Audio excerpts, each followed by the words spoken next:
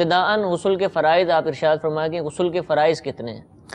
غسل کے اندر 3 فرائض ہیں، یعنی جب کسی شخص پر کسی سبب سے غسل فرض ہو جائے، مثلا رات احتلام کے باعث غسل فرض ہو گیا یا میاں بیوی کے ہم بستر ہونے کے باعث غسل فرض ہو گیا، تو ایسی صورت میں اب غسل کرنا فرض ہے۔ ٹھیک، غسل کرنے کا معنی یہ ہے کہ شریعت مطہرہ کے بتائے ہوئے طریقہ کار کے مطابق اب یہ غسل کرے گا تو یہ اس کی جنابت یا بے غسلہ پن دور ہوگا۔ ٹھیک ہے، تو اب غسل کے اندر 3 فرائض ہیں۔ پہلا فرض ہے کلی کرنا، کلی کرنا، جیسے وضو کے اندر بھی وضو کلی کے کی اندر جاتی ہے۔ کلی کرنا سنت، ٹھیک ہے، اور غسل کے اندر کلی کرنا فرض۔ اس سنت اور فرض کا بھی بتا دیں کہ جس کو معلوم نہیں اس کو بھی پتہ چل جائے۔ سنت کا معنی یہ کہ رسول اکرم صلی اللہ تعالی علیہ وآلہ وسلم نے اس کو کیا، اس کا حکم دیا، لیکن اس کا حکم تاکید کے ساتھ، ٹھیک ہے، اتنا کہ اگر یہ نہیں کرے گا تو گناہ گار ہوگا، آخرت میں اس کی پکڑ ہوگی، اس اعتبار سے نہیں دیا۔ آپ صلی اللہ تعالی علیہ وسلم نے اس کی ترغیب ضرور دلائی ہوتی ہے، صحیح، اور بس اوقات اس کو مؤکدہ بھی کہتے ہیں۔ تو وضو میں کلی کرنا سنت مؤکدہ ہے، ٹھیک ہے، اس کی تاکید آئی ہے، لیکن اتنی تاکید نہیں کہ اس کے چھوڑنے پر انسان ایک دفعہ چھوڑنے پر ہی گناہ گار ہو۔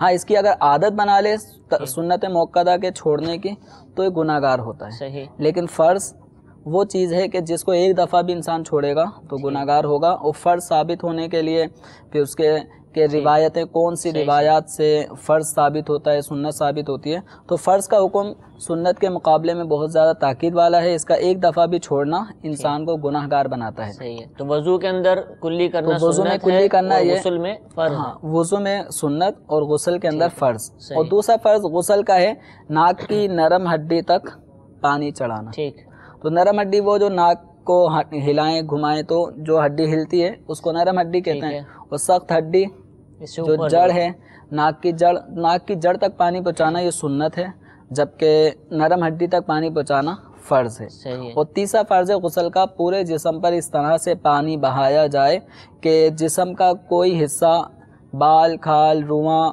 تو جو اعضاء ظاہر ہیں ٹھیک ہے، ان اعضاء پر پانی کے 2 قطرے بہہ جائیں۔ یہاں پر بھی وہی والی تعریف، وہی پہلے 2 ہم نے قطرے سیکھی بہنا تھی۔ یہاں پہ بھی صادق ضروری ہے۔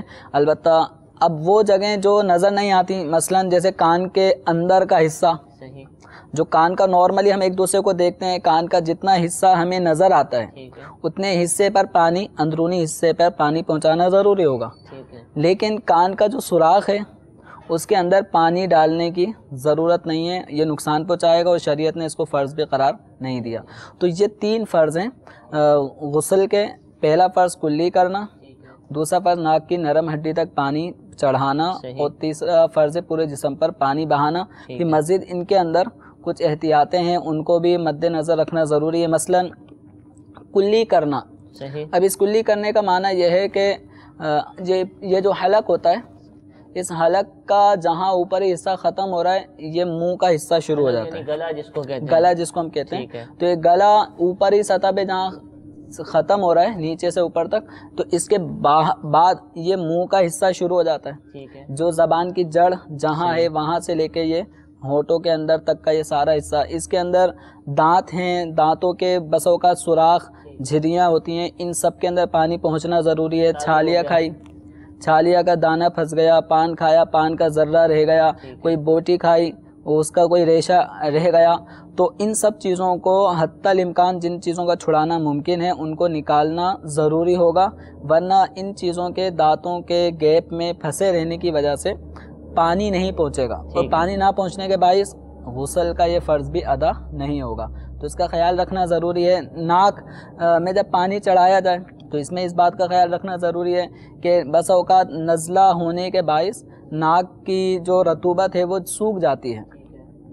اب اس کے سوکھنے کے باعث اگر ہم پانی چڑھائیں گے بھی تو وہ اوپر سے تو بہہ جائے گا، ناک کی نرم ہڈی تک بھی پہنچ گیا، لیکن جو کھال کا وہ حصہ جس پر وہ رطوبت خشک ہو کے سخت ہو کے چپکی ہوئی ہے اس کھال پہ پانی نہیں پہنچے گا۔ تو ناک کے اندرونی بال، کھال، ان سب چیزوں کو بھی دھونا ضروری ہے، اور پورے جسم کے اندر، پورے جسم پر جب پانی بہایا جائے گا تو جسم کے کچھ اعضاء ایسے ہیں کہ جن کو ملحوظ رکھنا ضروری ہے۔